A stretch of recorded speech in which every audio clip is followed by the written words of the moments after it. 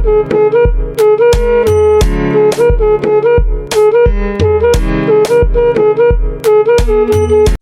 what's up guys? It's your girl Sugar Sade back again with another video. Thanks for tuning in.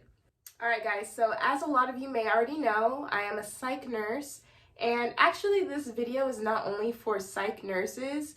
Yes, this will greatly help a lot of psych nurses, but this will help any nurse in general, and actually not even just nurses, but anybody who deals with people in general. Because why? This video is on how to deal with anxious patients. Anxious patients are everywhere. They're not only in the psychiatric hospitals, they're in the ERs, they're in the ORs, they're everywhere. So this is just a skill as a nurse that you should have. First things first, talk to your patients. That's just number one.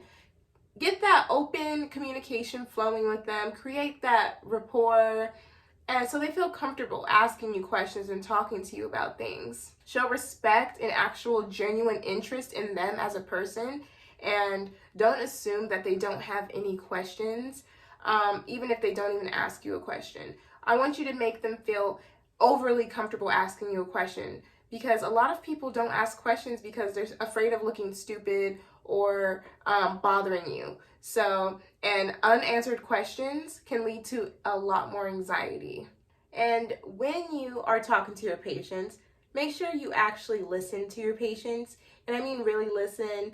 Listening is one of the most important steps that you can do with your patient. It helps the patient to feel respected and more confident in your care. Honestly, I know your day is busy, you have a lot of other patients, but to be honest, when you're with each patient should feel as if they are your only one. That's what we're getting paid for, right? Try to consider your body language when speaking to patients. Make direct eye contact, smile, give them your full attention. Don't be like writing notes or like distracted, looking somewhere else, or seeming like you're trying to run out the door. Maybe even sit down, kneel down on their level, come a little closer. Don't be standing in the doorway like you're just waiting for the minute for them to stop talking so you can just run out of there. That doesn't make anyone feel comfortable, and that doesn't create that open environment and that comfort. Third is to offer empathy. You know, as nurses, we are naturally empathetic. But each person's experience is different, and when they go through something, you never know how they might be feeling. Avoid being judgmental.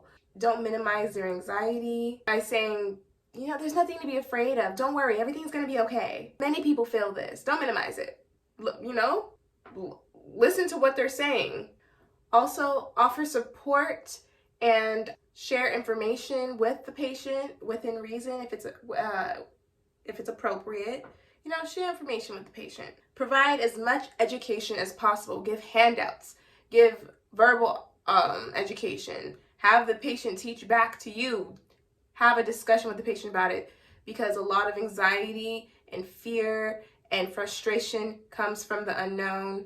And this is just a way to make sure that your patient fully understands everything, and there is really no unknown there. A lot of patients are anxious when they're in unfamiliar territory. A lot of patients in my field, it's their first time ever being at a psych hospital.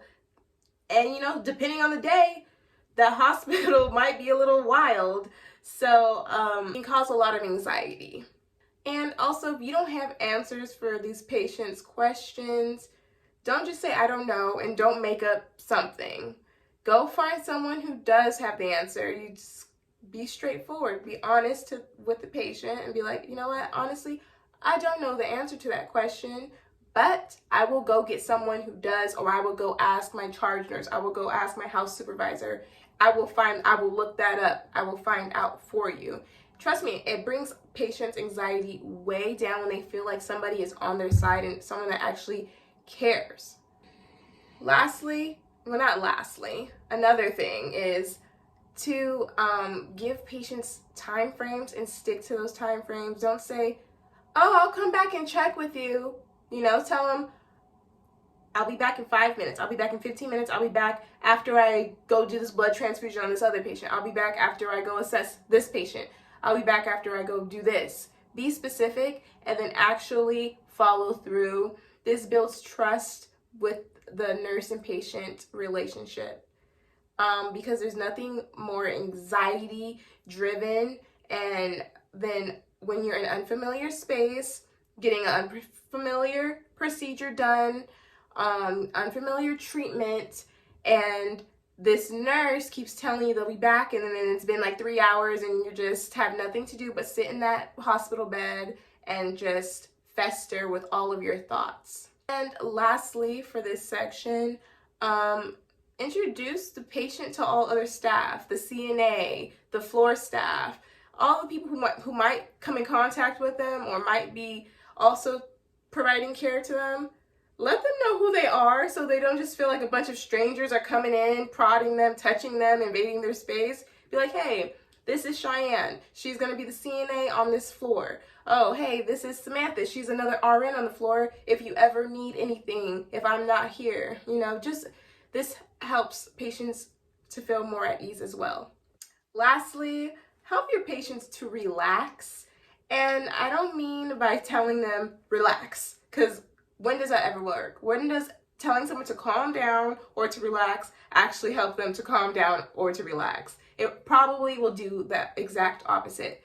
And also, don't just immediately, if you see the patient has anxiety, just say, hey, want a PRN?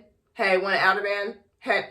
It just seems so impersonal, and it seems like you're just trying to drug them up. And that's why a lot of patients have that distrust, especially in psych.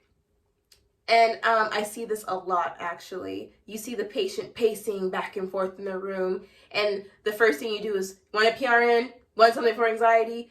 And they're like, no, I don't. Like, damn, like, can you care? Can you try to help me get through this a little bit? Can you show a little concern, genuine concern?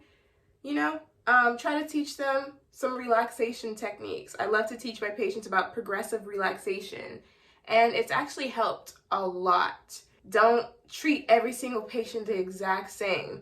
You want a PRN? You want a PRN? You want a PRN? No. If you know this patient loves to go on walks or loves to read the Bible or likes to do crossword puzzles when they're anxious, offer that to them when you notice that. That's why it's so important to build that rapport with your patient when you first meet them. I always ask my patient, what helps you feel better when you're feeling really anxious or depressed? What normally helps you? And sometimes they don't have an answer. They'll be like, nothing. And sometimes they're like, hey, well, you know what? Coloring helps me. Or you know what? I really like to pace, or I like talking or taking a shower.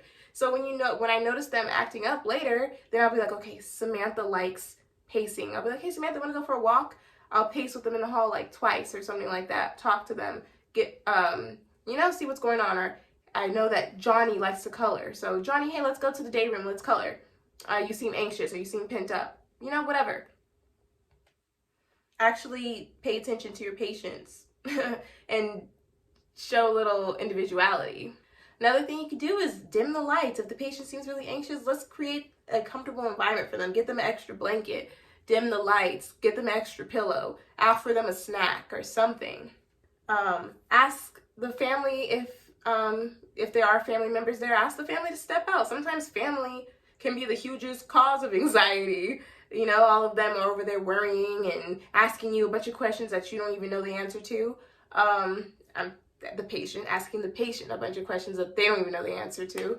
And it's really honestly ramping the patient's anxiety up. So ask that patient family, hey, you guys want to let Mr. Smith take a nap? I think he's really exhausted right now. This treatment can be a little taxing. Offer some soothing music. A lot of times when I feel like my unit is high energy and it's a little chaotic, I might play music on my WoW and just to like lighten the mood a little bit. Everybody loves music. Distraction techniques are very helpful. So offer the television, offer game boards, offer talking, any kind of distraction technique that you can do is always a win. And lastly, deep breathing exercises and grounding techniques like meditation and senses, and if someone's having an anxiety attack, they can shock their senses by getting into a cold shower or biting into like something like a lemon, something that's really bitter that's going to shock them out of it, or spicy, something, you know, it's different for different people. But yeah, the breathing, deep breathing exercises, counting down from 10, progressive relaxation, anything like that is going to help your patients relax. Yeah, guys, those are the tips that I have for you about how to deal with anxious patients. They've always helped me. I have a ton of anxious patients. And if you guys have any tips that you do, please leave a comment down below. I'm super interested. I love to learn. And let's make this like a two-way street. But on that note, thanks for tuning in, guys. See you in my next one. Bye.